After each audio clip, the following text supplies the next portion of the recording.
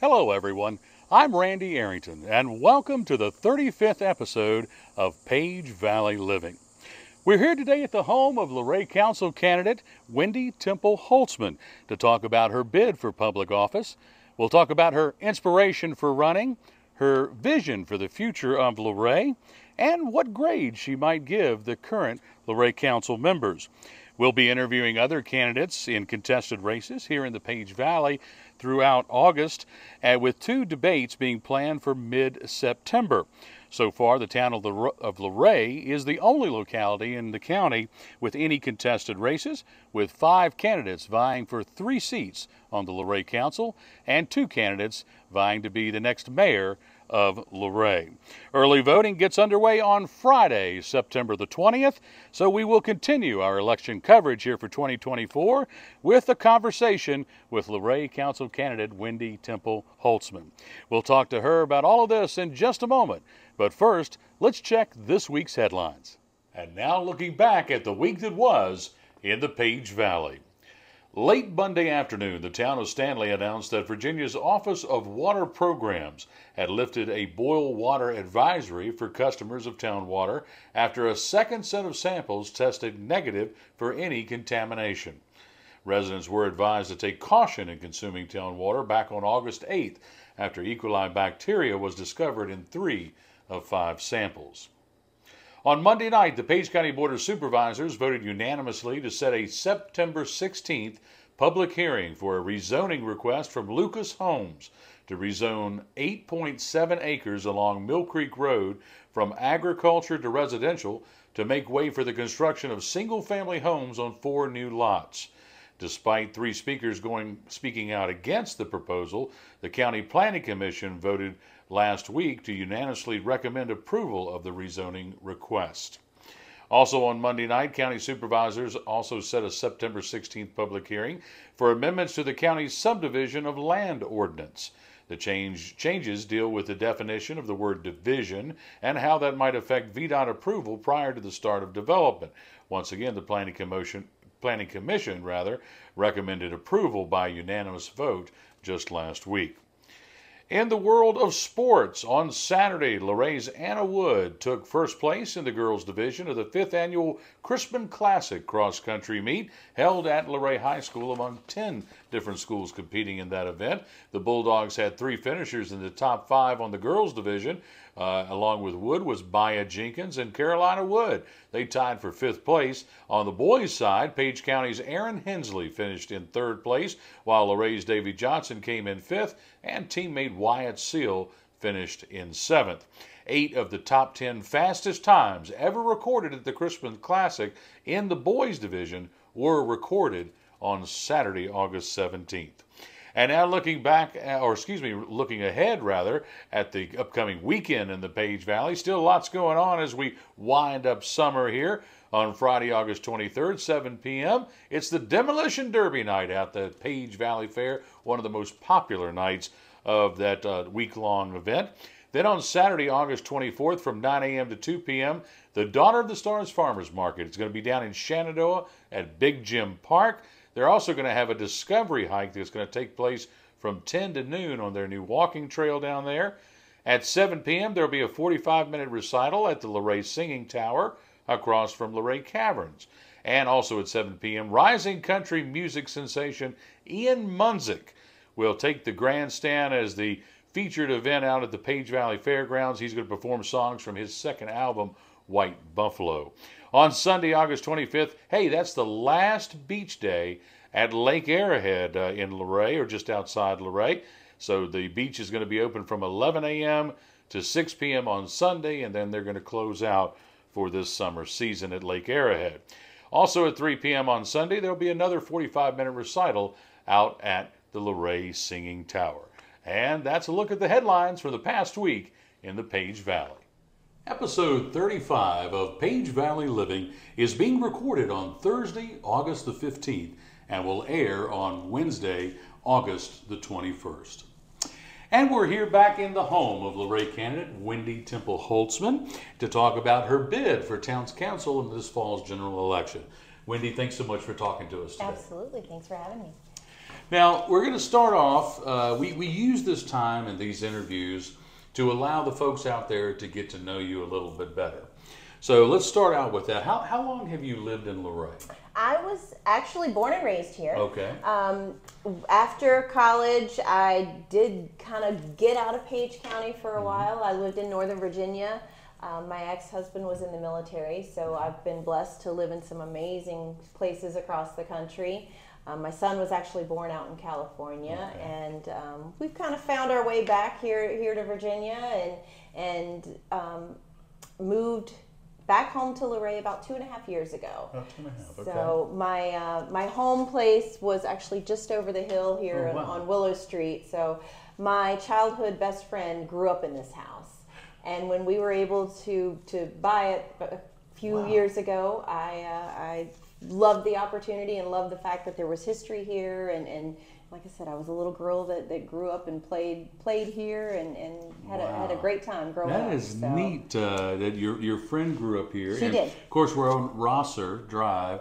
But when you tell people in Luray that you live next to Eugene Park, do they give you a puzzled look sometimes? Some of them do. Some of them have no idea that we have this amazing green space right out here in front of the house. I didn't know about it for years. Yeah, it was, I mean, and I did because I played out here, you know. It was always a great place. They did have some swing sets, and now they've got a great picnic area and some grills and things.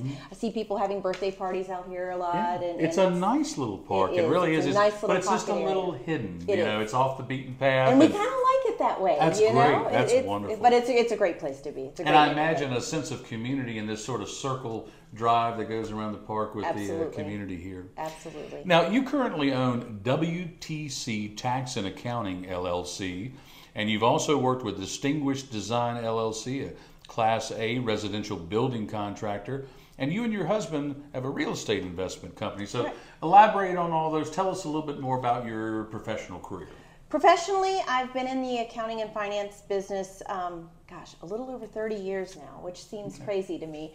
It's almost like when I popped out of the womb, I became an accountant. But I specialize in a lot of military and special government tax returns it's kind of a niche market. I've got clients all over the country, Guam, Alaska, all over the place. And then I do have some small business clients that I provide monthly bookkeeping for. Okay. My husband's a Class A contractor, so when it's not busy season, during tax season, I tend to do a little design work with him and go out and meet with clients and brainstorm on ideas, and that is very fun for me. I try to tell people, like, we're the Page County Chip and Joanna Gaines. So I love taking on projects. I love making old homes beautiful and homeowners happy about the places that they call home. And so even though you have some clients on your accounting part, all over the world, you can do it from here. You're not traveling all over. I travel down my stairs into my basement office. Wonderful. It's a wonderful commute. I love it. Wonderful, wonderful. Now, the big question I ask every candidate: what prompted you to run for public office and seek a seat on the Luray Council? I was actually approached by two of the current council members last fall. I've been pretty vocal in a lot of the issues that have come up. I know there was some talk about golf carts, there's talks about parks, there's talks about Airbnbs, and I'm pretty passionate when it comes to making sure things are going right for our community. And those council members kind of noticed that interest and reached out to me, and I kind of took that as a little nudge that hey, maybe this is something I ought to consider. So yeah, I was very excited about it, very honored to have the current council supporting me in the way. It seems that you were kind of eager too, because you had your signatures in, your declaration of candidacy submitted, and you were qualified to be on the ballot by January 18th. Why so early? As soon as I was able to get the paperwork, I got out there, started door knocking, letting people know that it was something I was definitely interested in, was able to get the support quite quickly as far as getting the required number of signatures. And I wanted to, the sooner the better, get it in, get it done. And then once I did turn it in, I realized that by being one of the first ones to get all of it prepared, that I'd be first on the ballot. So that was kind of an added bonus to it. That's something we talked about with Stephanie Lillard in the mayor's race as well. Yes. That getting to be number one on the ballot, and little, a little bit of psychological advantage there, maybe being the number one. The one thing that really surprises me in getting out and talking with the community is a lot of people don't realize that there's 3 seats open. Right. So even though, yes, I'm first, I want them to know that there are 3 seats available. So, you can't, hopefully, you can vote for 3. Right. Up to 3. Up to 3, yeah. And I actually just made a Facebook post yesterday, I believe. It was like, pick 3 including me was kind of a little slogan that I found. Because, there's definitely some good candidates, 2 incumbents that are there that have done a great job. And I'd love to be the 3rd one on people's list. That's a great point to bring out, because voters out there can vote. You can vote for 1, you can vote for 2, you can vote for 3. I don't know why you wouldn't vote for 3 when you've got that option to do so. But we do want to remind, and I'm glad you brought that up, we do want to remind voters that you can vote for up to 3 candidates among the 5 to fill the 3 open seats on the Luray Council. What do you think is one of the biggest challenges facing the town of Luray? I think it always comes back to, and I see it on social media, I see it in talking with friends and neighbors, just making Luray an affordable place for the people that live and work here. I think providing affordable rentals, I think providing activities for our locals. I was a teenager when I grew up here, and back in that time, riding up and down Main Street between Tasty Freeze and the parking lot was our big thing. Yeah.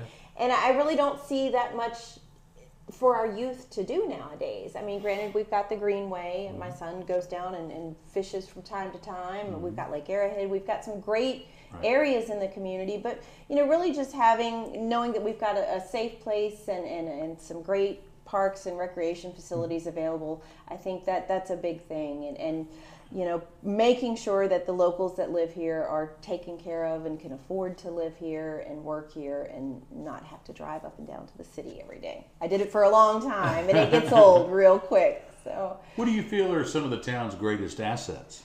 Well, I think we're in a beautiful location. You're not going to find a more amazing area than this valley.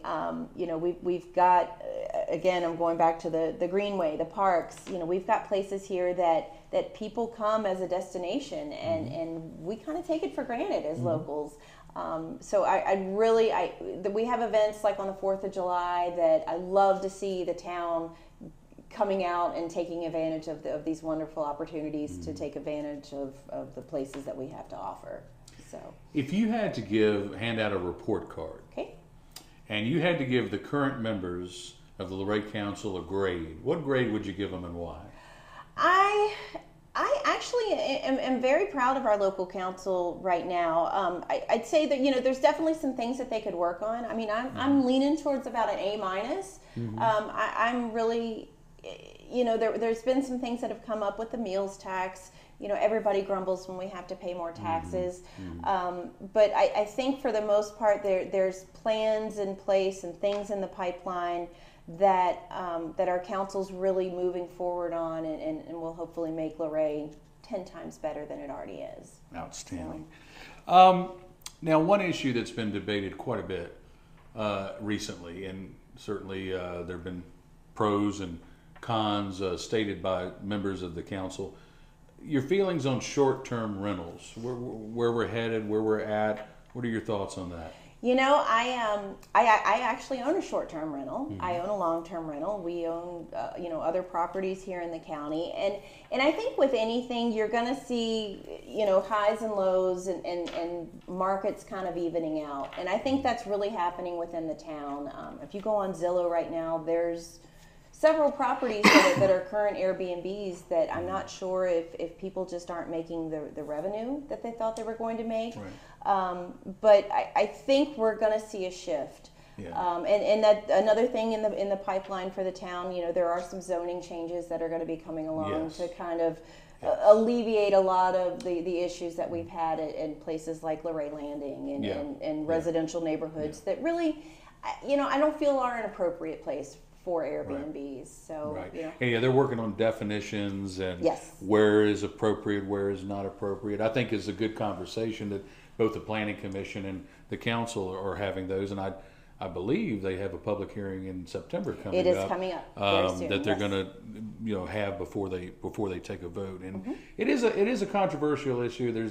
I don't think it's a major problem now, but it is something that I'm glad that they've got their eye on, because I would tend to agree with the development that you mentioned earlier. I think that there's some question marks there and some other things to consider. How do you think that and this has been something that's ebbed and flowed ever since the two entities have existed, but what could be done for better relationships, better communications between the town and the county government? I would like to see a lot more participation at both meetings. I mean, I make it a point to try to get to the county planning commission meetings, to the board of supervisors meetings. You know, even though we live in town, we still have vested interest in what goes on in the county. So, you know, I think by being an active citizen of this county and town, being involved and knowing what's going on at all of these meetings. And that's one thing I think it's important for our citizens to know, that the doors are open. Right. You know, come out, see, you know, you see the agendas, you see the things that are posted on social media and news organizations and so forth.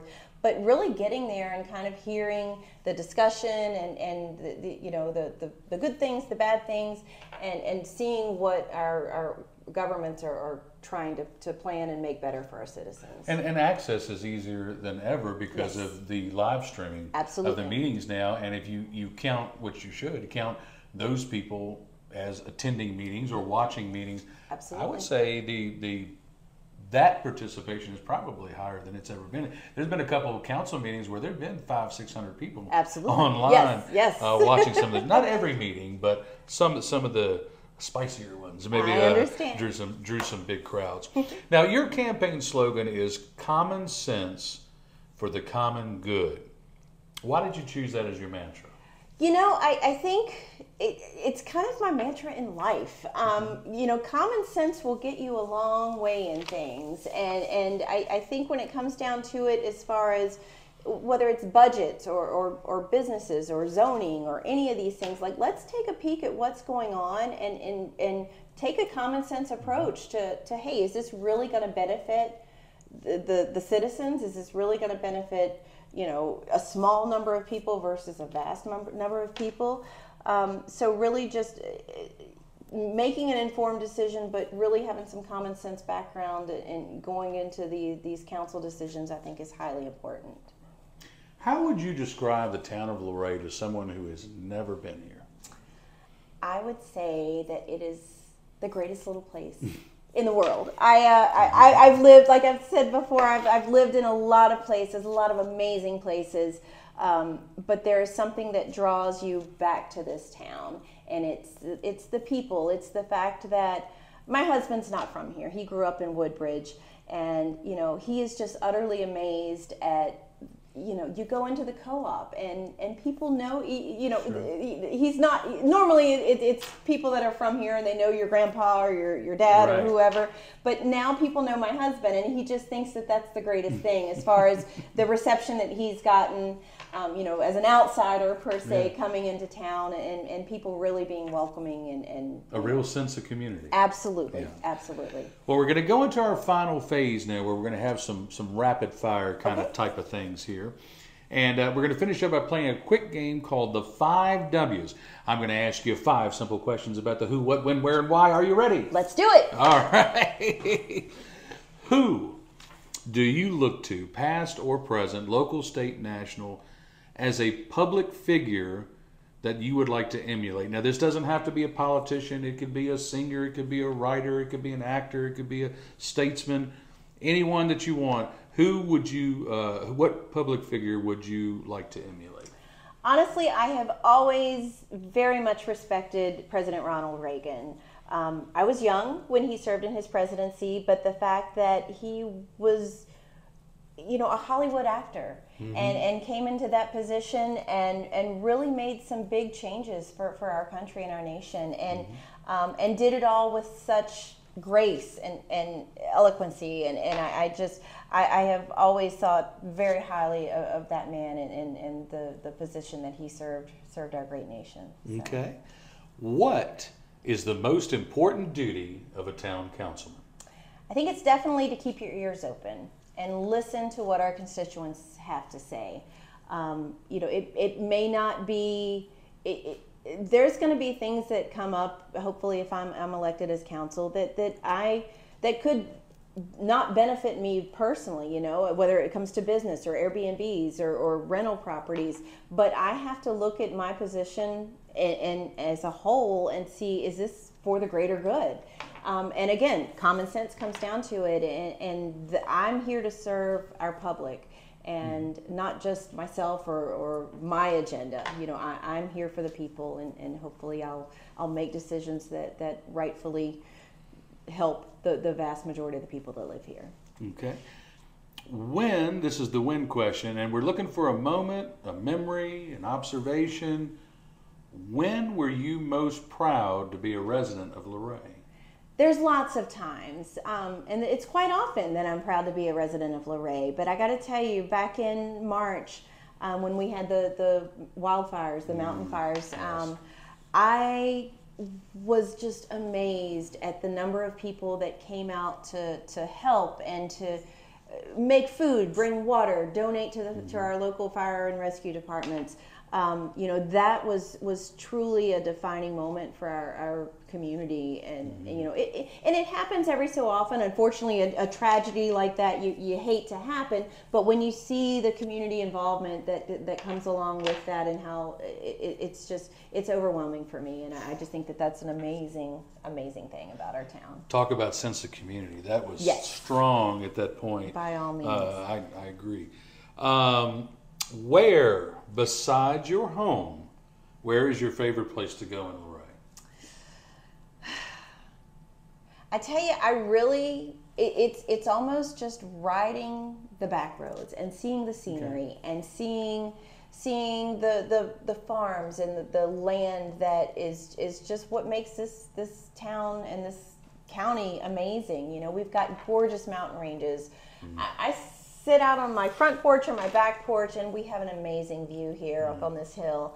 And I thank the good Lord every day that we are blessed to be able to experience life here. I mean, we live where people vacation, and that's just, yes. That's a big deal. When I moved here, I said the one thing I hope is that I never get complacent or take the scenery for granted. Because we see it every day. Yes. I just don't want to ever take it for granted. So we're going to wrap up now. Here's your last question. Okay. This is your last pitch to the people for this interview. And you can direct it to me, or you can direct it to the people watching out there. Why should Luray voters cast a ballot this fall for Wendy Temple Holtzman to serve on the Luray Council? I think that I lead my life with a lot of integrity, transparency, professionalism. I never commit to something unless I know that I can give it 110%. And I feel like I can be a very positive voice for our community, and hopefully make a lot of good changes and help our residents out here in the town. Very well. Well, we want to say thank you to Wendy Temple Holtzman for being with us today. We appreciate that very much. We also want to say thanks to Eleanor Arrington out there for all of her work behind the camera today. If you enjoyed today's show, make sure you hit that like button, share it with a friend, and subscribe to our YouTube channel at Page Valley News. And finally, make sure you visit all of our furry friends down at the Page County Animal Shelter and help them find a forever home. Until next week, I'm Randy Arrington saying enjoy that Page Valley living.